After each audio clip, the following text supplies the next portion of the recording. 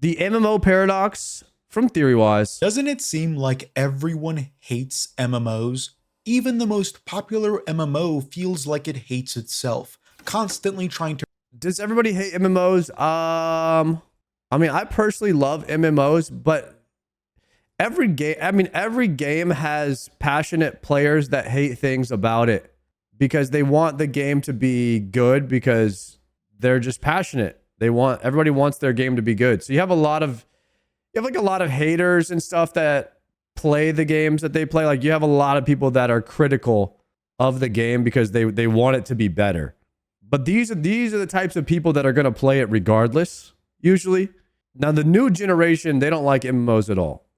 There's no younger generation coming to play MMOs anytime soon. Maybe the Riot MMO will change that, but I don't really see a lot of new players coming into the space, especially not the younger generation. To rewrite what it means to even be an MMO, finding novel ways to reduce player-to-player impact, marketing itself to people that fundamentally dislike the nature of the genre, its grinds, its longevity, and long-term commitments. It's all so strange. It's a genre now reliant on people paying money to skip the parts that were the most foundational to them developing their love of it, retroactively disallowing anyone else to form the same bonds they had all those years ago. I love games, I love MMOs, yet I kind of hate them too. I hate whatever this is, and while I don't hate Final Fantasy XIV or Guild Wars 2, I certainly don't like them either. Honestly, I barely even see them as MMOs, maybe as communal collectathons, no more an MMO than these open lobbies that some games have today. You exist together, you might even do something together sometimes, but you're not integrating with one another, influencing one another. What all these people do has virtually no effect on what you experience outside of an instance. Maybe that's for the better. After all, if there's ever been a more frustratingly overused argument for the existence of cosmetics in MMOs, it's the casually regurgitated aphorism, well, it's not like it affects you, so who cares? I'd have to be an asshole to sit here and raise my hand and say I care. I do. But I do, and maybe I am. I know this is an unconventional way to start another Theorywise video essay, where I eventually find an excuse to talk about how much better old school RuneScape is than every other MMO on the market, but hear me out. Collectively, we barely understand what MMOs even are. MMOs are porn. We know them when we see them, except when we don't, because when I What? I was not expecting that. Guys, MMOs are porn. All right, continue. I see Destiny 2, I don't think MMO, I think Call of Duty World War II loot box hub area. Maybe that's my bad. So to ground what I'm going to try and talk about during this video, what are MMOs? Most reasonably, they are persistent and persistently evolving overworlds that are inhabited by hundreds if not thousands of people simultaneously. They are defined by their continued existence after you log off. Here's where I want to posit an even more esoteric definition. MMOs are defined by impact, not your own, but rather everyone else's. I don't mean that in the Minecraft sense where the world can be terraformed. I mean something grander, impact that affects you, your perception, and your motivations, how the people around you, whether you talk to them or not, fundamentally change your understanding of the game you're playing, how they motivate you to continue playing. That's what makes MMOs conceptually multiplayer. In a literal sense, you inhabit a world with other people, but when something is conceptually multiplayer, there needs to be a spoken or unspoken cohabitation and collaboration. I say unspoken because I don't think an MMO needs to have a focus on group activities, just collective collaboration. And that can be broad as hell too. We're talking open player economies where one person can buy out all the raw chicken and structurally upset that market for a couple months. I'm talking how one person can swagger into a zone wearing the best in slot gear, armor, weapons, whatever, and cause every other person within that zone to start peacocking in an effort to seem cooler. What that person just did has affected you psychologically. Literally, you Okay. can just move on. But whatever happened there in that one space in the overworld is the beating heart of the MMORPG. Everything else is fluff. All of the systems that I've talked about on this channel are great, but they are only great in service of that singular thing, a drive to keep playing motivated by other people. One of the saddest iterations of the MMO today has been how Bro, how you playing this and not TBC? I played TBC 3 times now. And I already have a character that's raid logging. I am playing TBC. There's just nothing to do, man. players and developers formed a reliance on each other's lack of influence. The less another person impacts your moment-to-moment gameplay, the better. And the reasons for that are the same in perpetuity. You, or I, don't want to spend a hard day at work only to come home and be griefed by a dick ganking people in You can do arenas? Dude, I'm not doing PvP ever again in WoW. Sorry, man. Stranglethorn Vale. I just want a quest. I just want to play my game that I paid for, and this person is making that fucking impossible. And unless you, the developer, remove this, I will complain. Unless they are punished, I will complain. Unless I can get back to playing my game, I will complain. So what is your game though? You joined a PvP server, you went to Stranglethorn Vale, you subscribed to a game where PvP exists, and you actively chose to participate Yo, Team Delgado.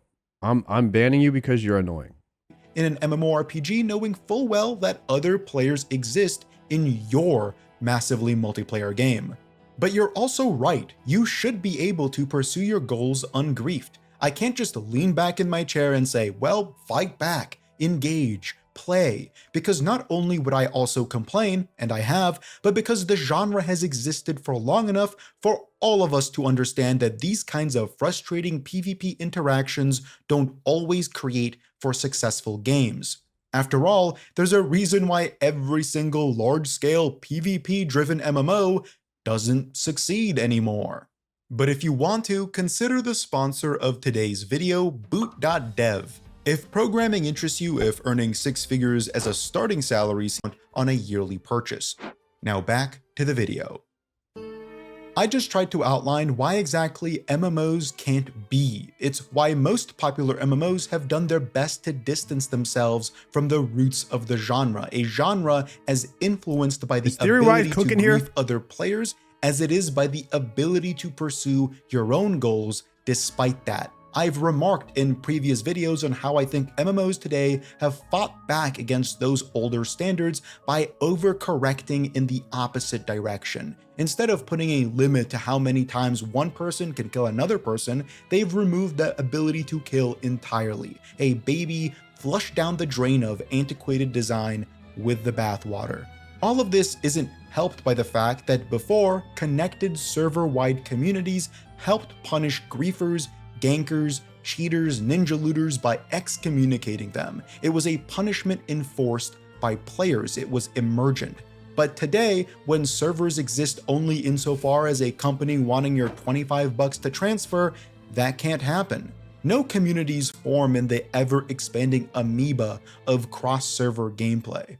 What's frustrating about this too is that unlike other genres in today's gaming space, MMO fans have a much stronger connection to their individual game. Memories form from childhood, and for as obvious as it is that their favorite MMO is a shallow facsimile of what it once was, it's better than nothing. No deep. For as much as I criticize that group of people and their favorite game, I also empathize. They are still inhabiting the kinds of connections fostered by the genre. MMOs are driven by commitments that are undercut by player desire.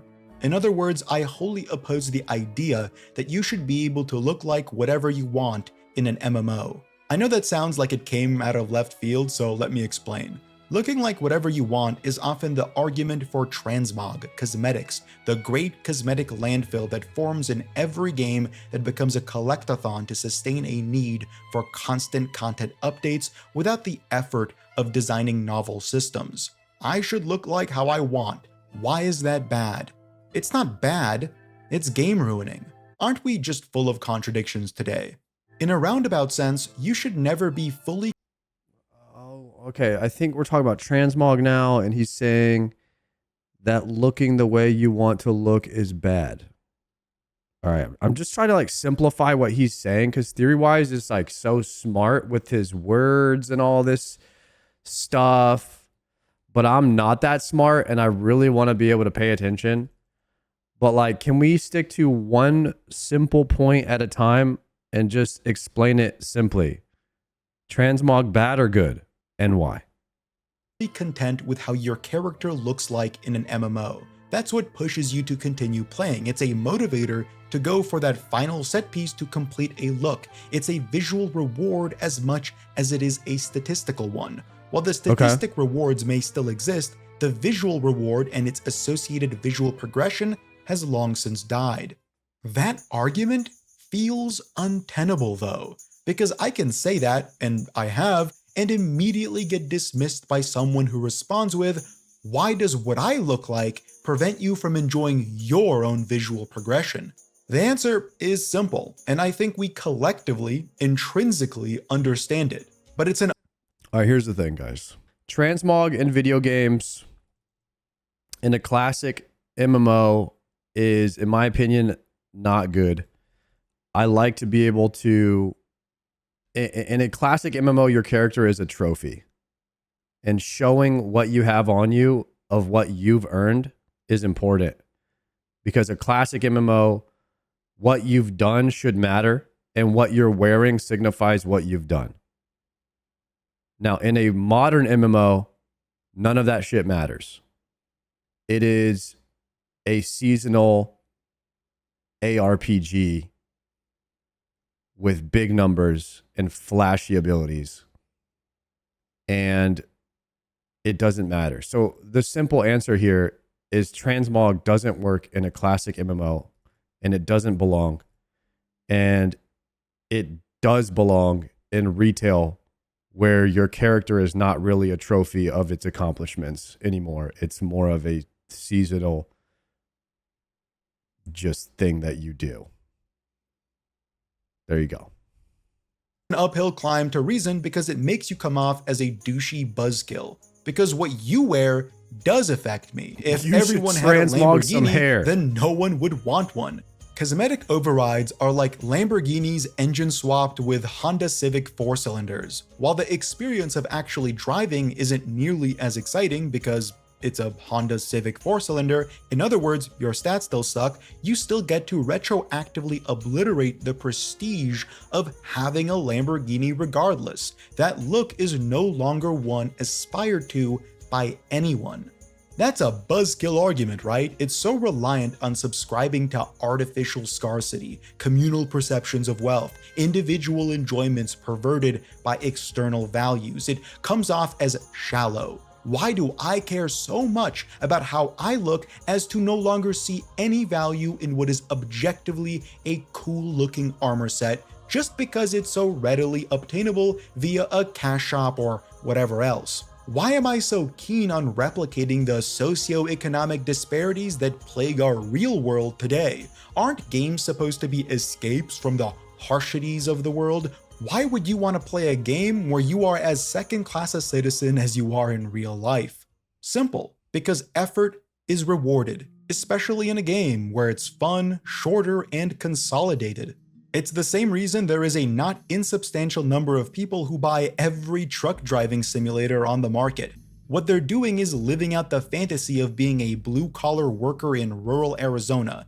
The artifice separating it from reality, though, allows you the unrestricted feeling of being able to step back in a way you wouldn't be able to if your real-life income depended on it. It hones in on the joy of labor with none of the pressures of it. What makes you burn out on a job is feeling stagnant, a lack of agency. Great games, great MMOs give you enough agency to create a joy in labor and a tangible progression in your status. You start out with nothing and eventually become something, an event that doesn't always happen in the real world. But in an MMO, if you are to put in enough time, it's guaranteed. I can only defer to human psychology. There's something in us that recognizes scarcity and sees value in it. Sees value, perception. The irony is that visuals here are often more important signifiers of value than internal mechanisms. I'm not certain of this, but the older I become, the more I'm inclined to think that selling player power on a cash shop is just as malicious, if not slightly less so, than visual excellence. How's that for a hot take? By destroying the visual cohesion of a world through upsetting the balance of player progression, actual visual progression ceases to hold much value as well. You become less connected to the world when your giant floating sword made of star metal and dragon shit is dealing the same damage as my flaccid stick of 1,000 truths. By disconnecting external visual value from internal statistical value, you separate the world you inhabit, with the ones and zeros that make it function. You shatter the believability of the world, whatever there is left of it, and you're left reaping the benefits of looking like what. All right, now he's cooking right here. That's a good thought. If your sword looks, badass and it's doing less damage than, a broomstick, you're now telling everyone in the world that badass swords they're just for show. And you're shattering the realism of the world. Okay. I never really thought about it like that, but hey, that's kind of a cook right there. If everybody's running around looking badass, doing no damage, it's kind of like, well, then you just don't care. Then you just don't care what anybody looks like anymore, because it doesn't mean anything. And so I can see how that's viewed as bad. Now I no longer care what anybody looks like because of transmog. Whatever you want in a world that functionally has no value anyway.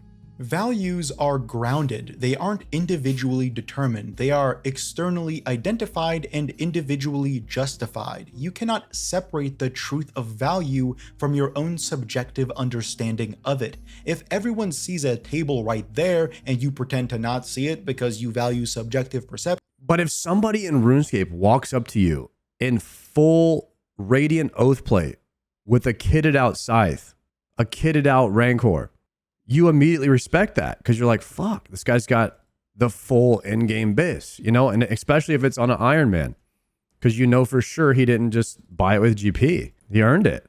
So that's like you care because it's a symbol of what that person has done to achieve that. And even Radiant on a main is still impressive because you have to earn that. You can't just buy that. And wow, you don't care what anybody's wearing because of transmog. You have no idea who's earned anything. Over objective agreeance, then you're seen as delusional and treated as such. Achievement-based transmog is so good. Where we are commingling with gods, i.e. our developers, we do have that. By the way, this is what I hope that Classic Plus adds into the game is achievement-based transmog, where it is a cosmetic that does nothing for you other than say, I did something very, very hard that took a long time to do. And then everyone's like, yo, that guy did something very hard that took a long, long time to do. And what did he get for it? He got that piece of transmog to show for it, but he does no more damage than I do. That's what I want. Separative power. We can make that table disappear, but the end result is still as damaging. By separating the objective from the subjective, we cease to develop tangibility. Things start to lack meaning. You can boil down the core of every boomer's criticism of the modern MMO through that position. Things don't have meaning because they aren't visually cohesive and externally recognized. It's not that you lack time to play, but rather you are more conscious of how much time you're wasting by playing. That's not only because of cosmetics, but it certainly isn't helped by them. I will eventually make an entire video on cosmetics where I will drum up many of these points again, but in a more fleshed out way. But for the purpose of this scattered topic, this is just one facet of many. MMOs don't really ask for your time anymore. These non-existent commitments of today, the seasonality that I've railed about in many of my videos, are part of why so many modern MMOs aren't able to bring in new players. They keep their existing ones because those are already committed individuals, but new players can't develop those pre-existing feelings and connections because, as ironic and sad as it is, many of the players today that play the current iteration of whatever seasonal MMO you want to think of developed their love of that game when it wasn't as seasonal. It's such a truly bizarro version of unintentional gatekeeping. I saw this tweet by a well-established creator in the World of Warcraft space, someone I know has been playing the game for decades now, where they remarked about how players have gotten old, and that's why they don't have the time to commit to an MMO that is asking them to play for longer than a couple minutes a day. I believe it was in relation to having longer dungeons like those that existed in vanilla in 2004. I thought that was so funny because this person was an adult back then too. The argument that adults today have less time to play an awesome game is not only not true, but it has never been true. Adults played MMOs in 2004. They were the majority demographic. They played them during the housing crisis. They played them during recessions as much as kids did during recess. It's also not true from a gaming landscape. People are playing more games today than they ever have. It's the most popular medium on Earth, which wouldn't matter if games today were, say, shorter, but they aren't. They're longer. Somehow. I actually agree with this. I think that we are playing video games a lot more than we used to now. I definitely am. Now that I'm older, I have way more time to play. I mean, some people don't, but I think in general, a lot of people spend their free time playing games, and then now that they're older, they can choose to spend that free time. Whereas when we were kids, we had like, you know, you have to go to school, you have to do this, you have to do that, whatever. But now people, when you're an adult, you can choose exactly how you want to spend your free time. You're not like being controlled by your parents or having your parents tell you to get off the computer or anything like that. I mean, so yes, the people that have a family and stuff, maybe they can't. But in general, we have better internet, better computers, and a lot of people that play full time for their job, like myself. So you have a lot more people that do that nowadays. So I think we do in general play more. The 100-odd hour Elden Ring sold 30 also play on your million phone. copies, but At God work. forbid retail WoW have a leveling experience that lasts for longer than 1/50th that time. Really?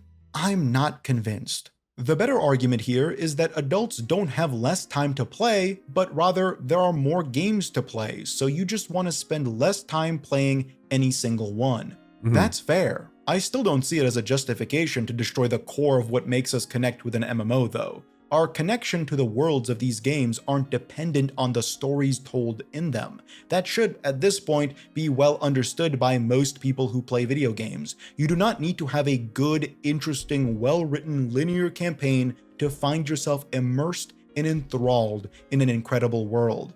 You just need personal experiences and time. That's it. It came easier as a kid because you did have more time to play and were less conscious of time wasted. You had less of a perception of time itself. But it's very much still possible as an adult. MMOs have just incorrectly responded to this observation. Instead of promoting further connection, they have defaulted to not providing one altogether. That's why most of them aren't getting many new players, and those that they do get don't develop strict and never-ending bonds with their characters. I think it's worth saying that I'm being general here. I'm not trying to suggest that literally not a single new player has ever started playing retail WoW and enjoyed it in the past few years. Just that the amount of new players is relatively paltry. Yeah. Want to know there's not a lot of new players. I do think that in retail WoW, it is harder to make that bond with your character, that you care about that character, because you don't have you don't have really that sunk cost fallacy of investing so much time into it. And you also subconsciously know that everything you do on that character is going to be gone and it's all going to be time wasted. So you're just enjoying the moment. You're enjoying like more so the present versus like in RuneScape, it's a classic MMO. So you're really building something. You're building a trophy that you're going to have forever. And it's just two different games. And so I even don't like the term MMO anymore, because we need two separate terms. We need classic MMO and we need modern MMO. And then we need to stop comparing the two of them. That's what I think, because they're two totally different games. Why I love and cherish this old school RuneScape character more than I do my multi-decade old human paladin in World of Warcraft. Because I've spent more time with them. Blizzard hasn't given me a reason to play my human paladin much at all. I have cherished memories on him. I remember the raids I used to do. I remember being forced to heal Hellfire Citadel and being made fun of by the guild leader's wife for not being a good healer. I remember getting my first cutting edge. I remember logging off for the last time. These are old, nostalgic memories. They mean a lot to me, and I would be sad if this character one day up and disappeared, walked into the digital horizon of my favorite zone, Stormsong Valley, and never returned to my character selection screen. But achievements are account-wide. I have them on all my characters. I have those memories in my mind. The character is a token, a reminder, an emblem. He's not a fixture. I can delete him today and forget about him tomorrow. Hell, I can delete him right now and rename my other max level human paladin accordingly, and virtually nothing beyond my personal knowledge of doing that would change. On the other hand, if I lost my Runescape character, who doesn't have even half a decade of memories housed in his tiny digital body, not even 2 years actually, I would be heartbroken. His story isn't done. I put thousands upon thousands of hours to getting him geared, to trying to max my skills. I'm not done yet. There's so much left for me to achieve, and not a single character that I would make after would house those achievements. They are his as much as mine. There are probably millions of identical human paladins to my own, but there's only one RuneScape character like this. One that took the same path as me, who achieved the same goals at the same time with the same time investment. It sounds pedantic, but none of my World of Warcraft characters mean much to me, yet I've played on this account for almost 10 times the length of my RuneScape one. They're a blend of seasonal classes and specializations that I fucked around with for a couple months or even weeks or... That's true, but also, what a lot of people don't realize is even classic WoW is still a modern MMO. And it's hard to understand that, but it's not. And the reason it's a modern MMO is because at some point it will evolve to a new expansion and everything that you've done will pretty much be useless. Like all of the gear, your accomplishments and things like that, they will go away because you will be going to the next expansion. And all the gear that you have will no longer be a symbol, like a trophy. It will be gone. And the only real classic MMO is old school RuneScape. It's like the only forever horizontal progression MMO. Like the only other one that would be close to it would be vanilla WoW. And I don't even like comparing those two, because vanilla WoW at some point it stops. Like after Nax, there's no more content. So all you can do is do the content that existed 20 years ago, and then that's it. And then you could do it again on another character, but like, how many times are you going to do that again? Like a true classic MMO is old school RuneScape, and it's the only one that exists. And I think that that's why it's growing, and people are realizing, oh, what we want is vanilla World of Warcraft that continued. And all the gear stayed relative and meaningful, and we got a development team to develop that, and that's why everybody's been wanting a classic plus. So it's a vanilla that kept on going, and it stays as horizontal as possible for many, many years, and that's what's coming. That's what Blizzard is going to announce at BlizzCon this year. Everyone is pretty much sure of it, 99% sure. And right now, RuneScape, old school RuneScape, is the only competition for that style of game. So that's why I think we just need to stop comparing all these MMOs, because they're all so different. But if Classic Plus comes out, then you can compare like Classic Plus to RuneScape, and we can make these kind of correlations. Days before getting bored and moving on. There's a flood of advertisements curated by Blizzard aiming to appeal to a level of nostalgia in their older player base. Adventure is calling you home, or something along those lines, and it shows a player character entering the new housing system and placing down objects, relaxing, unwinding after a long day of what exactly?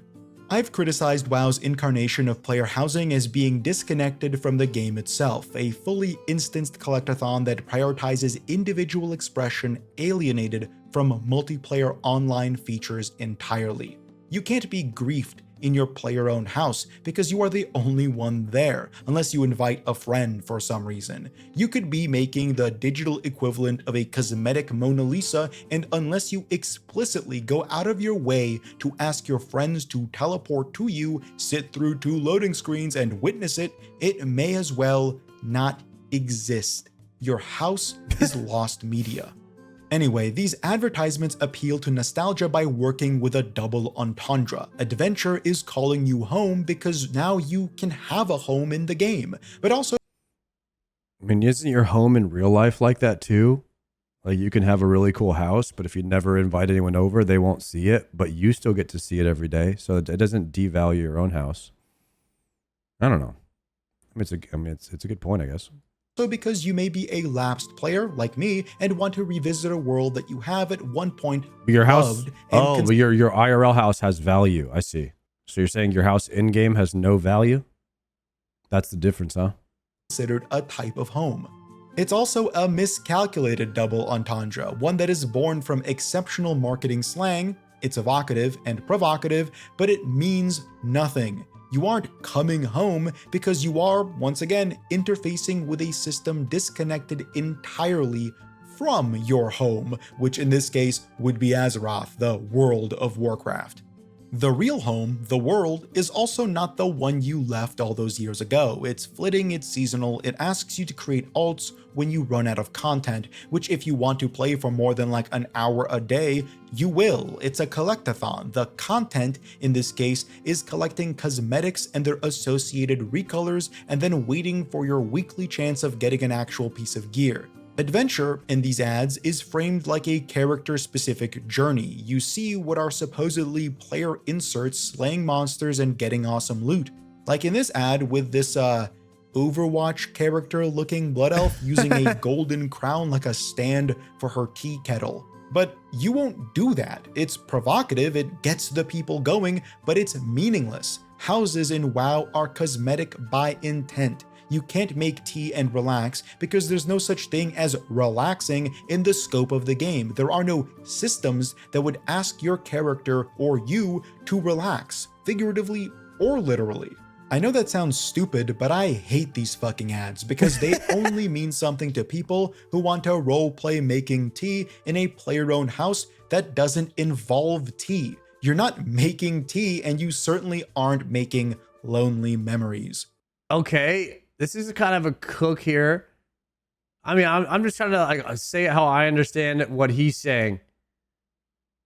Basically, your house has zero usage, meaning it's completely role played. So it's like I don't know, maybe being a kid and you're making tea, right? But you're just like with the plastic cups when you're a kid. So it's like very very much role play. Has no functional usage. You can't even interact with the items. So you have to pretend like you're interacting with the items if you wanted to roleplay and have somebody over. And that's why he's saying it all feels so disconnected. And it's in an instance which is disconnected from the actual world.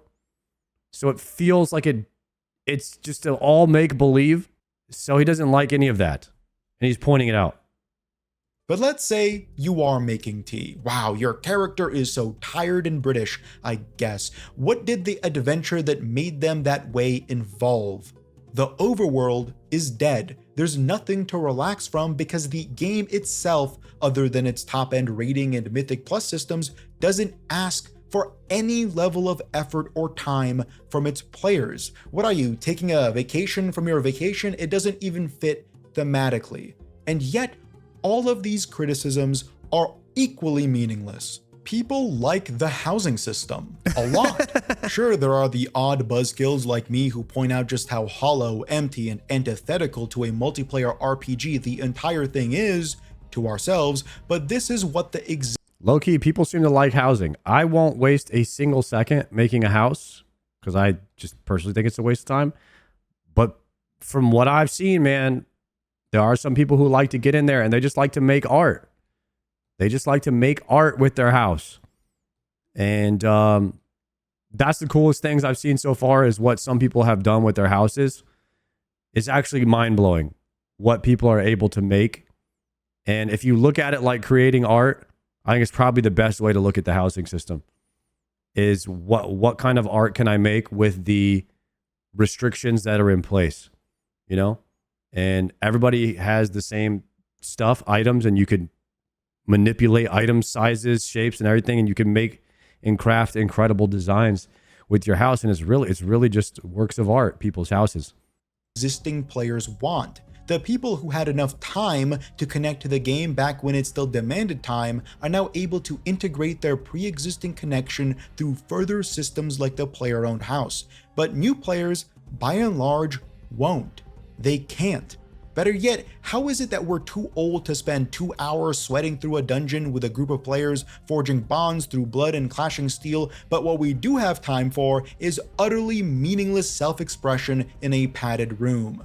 That's bad faith. What I just did there is bad faith. Let me try again. There is nothing more systemically shallow than defaulting to a mindless collectathon. The integration of collectathon mechanics requires no thought. The engineers who made the WoW housing system function on such an old engine are wizards. The artists who brought all of these items to life are incredibly talented. Yet the systems designers, or at least the directors who manage their integration, are about as creative as a DeviantArt Sonic OC. A collectathon in an MMO is so easy to integrate because it doesn't require integration. Systems like cross-pollinated skills that feed into one another in interesting ways, items that may upset the economy or sustain it, new bosses that create alternate routes to gearing all require a level of consideration from the designer. How do we implement a feature like this without upsetting the carefully made balance of our game? How do these new features augment the game? If they do they make it better? A cosmetic collectathon though, it doesn't matter. It changes nothing from a systemic angle. You are doing the exact same thing you always were, but now a piece of UI pops up to tell you you've earned a housing item. It's wonderful for monetization. It adds a kind of reward for doing random nonsense, but there goes that cosmetic landfill growing 4 sizes overnight. Man, isn't it just so easy? I think what he's trying to say here is like he likes what RuneScape is, old school RuneScape is doing, and not what WoW is doing. I would try to say, like, imagine your player house in RuneScape was only for clogging. Would you still have a POH? Like there's nothing else you get from it but clogging. And the answer for some of you is probably yes, but I think for a lot of you it's no. And right now, every single person in RuneScape wants a house. It has a function. It gives you an advantage, a very, very big advantage, right? It gives you quality of life and functionality. But if it was just that room in your house that stored other collection logs, even that would be more functionality than what the World of Warcraft houses have. And so I think he's kind of just flaming World of Warcraft's housing system, not the designers and the artists or anything like that, because they have fundamentally created the greatest housing, customizable housing system in all of MMO history, but it has no functionality, so it feels hollow. And so if you could combine functionality with artistry, you would have something truly special. And maybe, I don't know if it would work in World of Warcraft, but it works better in old school RuneScape. I want to say that that's what he's trying to say here. To design reward space when the rewards are intentionally intangible, housed in an instance of an instance of an instance? I've spent a large portion of this video ranting about cosmetics, and I haven't even released my video on cosmetics yet. When I say that people hate MMOs, what I mean is we all have a troubled relationship with the genre. Anything requires time to breed investment and connection, the MMO most of all. Yet there's this odd situation happening where MMOs have become too accessible, too smooth and frictionless, that connecting to them as a new player is just about impossible. Final Fantasy is very good. And let me tell you something. Final Fantasy the houses are in the actual world. They're not instanced. And your plot, like where your house is worth a certain amount of money. Like the location matters. So they do kind of have a value, not really a function. I don't think you could do anything with your house, but they do have a value. And WoW, I don't even think they have a value because it's in an instance and it's disconnected from the world. Tell me if I'm the only one who has ever experienced this. You finally try out that MMO everyone has been talking about for years. You buy it or download it, create your character, load into the world, and at every turn, it's like the game simply bores you. It either gives you... Well, what's the function of the houses in Final Fantasy? What do they do? Because in New World, you could put storage bins in your house and you could store more items then you used it like a bank.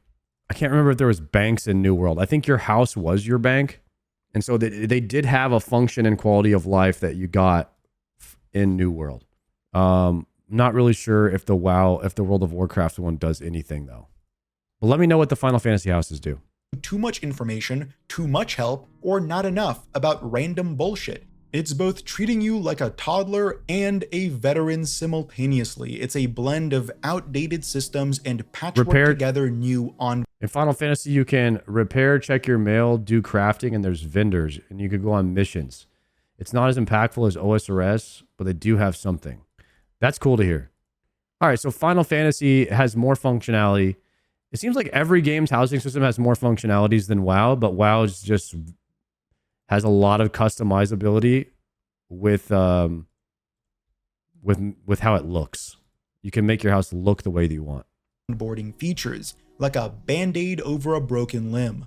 Nothing feels like anything because you aren't given the time to understand what you should be feeling. Games like FF14 at least place you on a multi-100-hour main storyline defined by countless fetch quests, but if you really aren't engaged with the dialogue, it's like being read a bedtime story by the world's slowest reader. Meanwhile, Guild Wars 2 has a wonderful leveling experience and a harsh stop at max level, wherein your sense of progression is halted in favor of, wouldn't you know it, a collectathon. World of Warcraft may as well not even have a leveling experience, considering it takes a couple hours to quote-unquote catch up and spend the next 6 months standing around the major city looking for party members for a raid or dungeon. Or even better, running brain-dead overworld or old instanced content for, wouldn't you know it, random transmog cosmetics. When do I get to start feeling something toward this game? What part of it should I feel something toward anyway? Is it the leveling? Clearly not. Is it the endgame? The gameplay may be fun, but considering everything resets every half year, it's not like my character experiences any level of long-term RPG growth. Their UI collections grow, I get more mount recolors, but all I'm really doing is ping-ponging between power levels. I don't even get to see a visual growth anymore. These games might conceptually be easier to get into, but it feels impossible to get connected to them. In prior videos, I blamed that on friction, and yes, that's true. When you have too little friction, that's because the game ceases to demand anything from you, and when you aren't demanded anything, you zone out. I'm unsure why some MMO fans even disagree with this, considering every other piece of art on Earth is held to this standard. But I suppose MMOs exist outside of this standard too?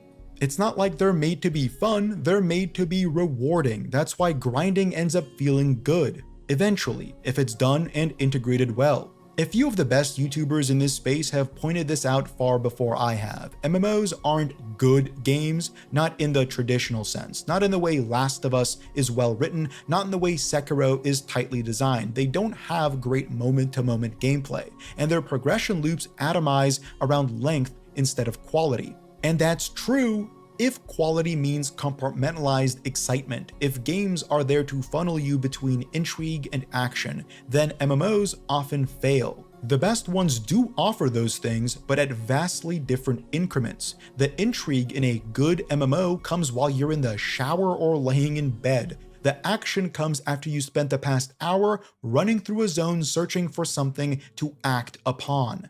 When they try to dilute those elements or outright remove them to focus in on action in the same way Sekiro does, what you're left with is distinctly not an MMO, just a mediocre action game. That's why I call Retail WoW a bad ARPG. The gameplay is solid, the class design was next to none before it was gutted with the Midnight expansion, yet the item— I'm not gonna lie. The thing that I really like about Retail is running in, pulling a ton of mobs, and then pressing my buttons. And that's why it feels more like Diablo to me now than it does an MMO. And that's how I play it. And I don't expect it to be anything other than that. And I know that that's only going to be fun for a little bit because it's going to get old. And I'm going to do it until it gets way too hard and too sweaty and not fun. And then I'm going to quit. And I do that every single time. I just don't expect Retail WoW to be more than that anymore. And I think that's where people get kind of tripped up. They want it to be, they want to play like this forever MMO, and Retail WoW just isn't really that anymore. And I see, but that's what he's saying about the ARPG thing. I agree with that. Optimization is as boring and dry as any other. The way you play is identical to any ARPG. You're filtered between AoEing packs of mindless enemies and focusing on a single boss with a curated selection of mechanics, only to be bombarded with samey loot for your efforts. Its original nature as an MMO acts as opposition to this, and something Blizzard tries to hide. You can see this in their choice to make other people impact your gameplay as minimally as humanly possible, while staying true to the group content they've built around the game. It's really weird. MMOs aren't good in the same way other games might be. They're good in output. When they follow the actual long-form engagement archetypes that I think are mandatory, are good, like going to the gym is good, albeit in a far less healthy way. The process of being at the gym is tedious, laborious, annoying, frustrating, painful, and sometimes really, really boring, especially while you're doing cardio. Yet, after you take your shirt off at the beach and half a dozen people ogle your body, it kind of feels worth it. It feels good knowing that you've not only become healthier, I like but the comparison all those people around you of have MMOs to the recognized gym. your hard work. Suddenly, the long days and nights on a strict diet, on a strict schedule, forcing yourself into a sweaty, dingy place has paid off in a wonderful— Wait, it's actually kind of a good comparison. MMOs are like the gym, and your body is your character.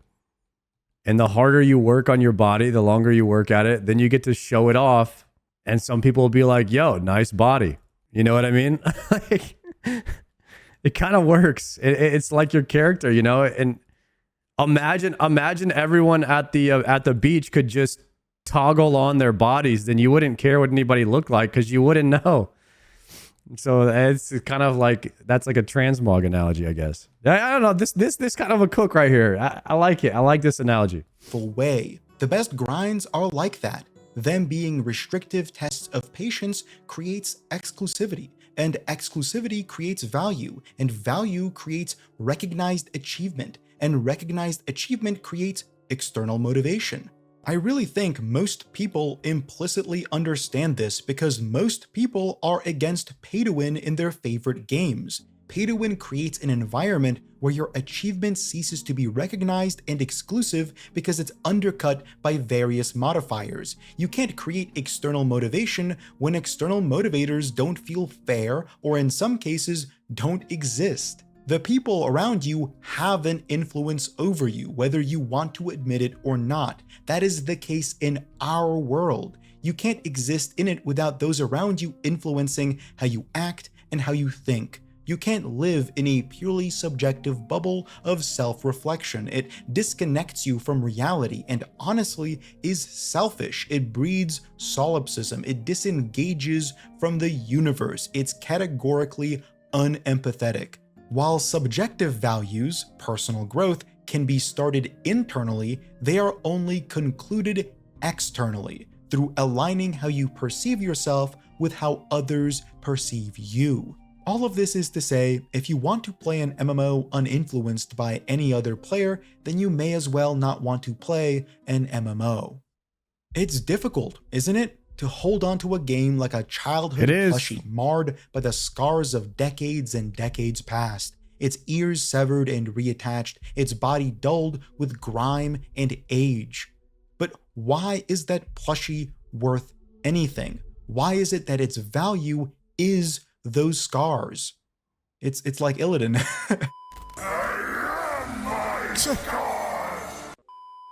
The connections we develop with this genre are so intense due to the things people now perceive as its major flaws. Time investment, grinding, complexity, and depth. I think it's honestly self-righteous to want those things to disappear because you have already connected to the game through them. You may not want to retain features that you now deem as unacceptable when their qualities have already been passed on to you. I think that the reason MMOs aren't growing anymore, despite the medium quintupling in size in just the past decade, is because we've lost those features. When these games are only curated and influenced by people who already love and play them, we start losing their most intrinsic merits. We start considering positive values as negative ones because they only exist as positive to people we no longer are. We hate MMOs, but we also love them because what we love are bonds formed through a type of hatred.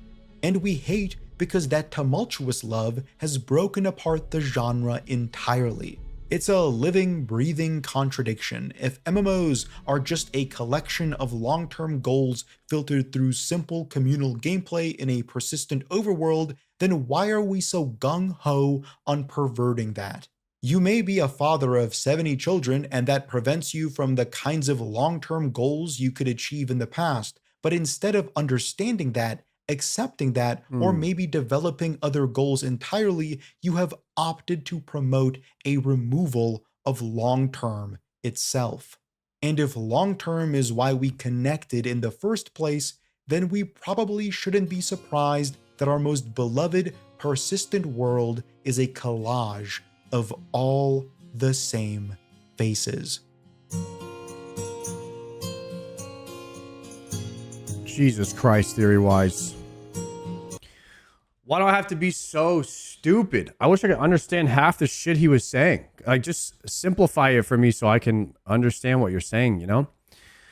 I wish I could understand half the points he was trying to make, but they're going over my head because he's using big words. And I don't like it. I want to understand. That's why I try to, like, take what he's saying and try to, like, break it down a little bit and I just get to simplify it a bit. I like simplifying things. That the ending his conclusion there, I didn't really understand what point he was trying to make there. Was really trying to listen in on that and I couldn't really figure it out. Basically, MMOs are not good because we miss our childhood. Yeah, maybe that's it. Nostalgia is powerful. I get that. I liked the workout analogy because you can see that a lot of people, like retail is for people who just want to, like, go straight to the beach and look good, but they don't want to do any of the working out. But, like, the working out part of it is important, the journey. And I see that point kind of coming across well. I hope that's what I hope that they do with Classic Plus is they treat it a lot like RuneScape, where the journey is long and important, and you have a permanent character that is symbolic of your journey, that can visually show things on his character to represent how hard he or she worked to achieve those accomplishments within the game. And that's what horizontal progression does in an MMO. So I hope that that's the route that, you know, Blizzard takes, and it's not some seasonal ARPG again, because we already have that. So let's hope that Classic Plus can pull together and make something great. Otherwise, all we have after that would be the Riot MMO. And I don't know what direction the Riot MMO is going to be going. If they're going to be going for long journey or if they're going to be going for some kind of seasonal RPG. And that's tough. If you were going to make a Riot MMO and you're stuck between those two choices, I wonder which route they're going to go with it. I thought the Riot MMO was canceled. It's very much not canceled. It is 100% happening. They're hiring like lots and lots and lots of people. And they've already announced that they're making the MMO. Which one makes more money? That's a good question. I do not know.